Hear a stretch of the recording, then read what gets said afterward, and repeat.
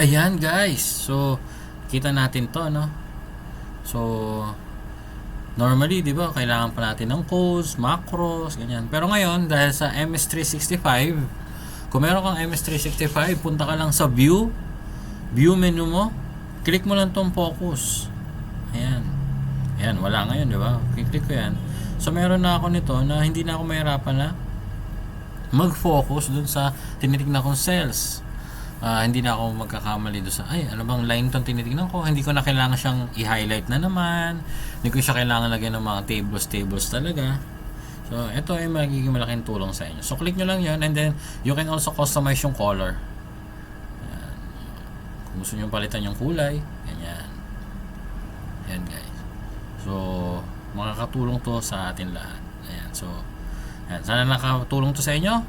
Follow for more.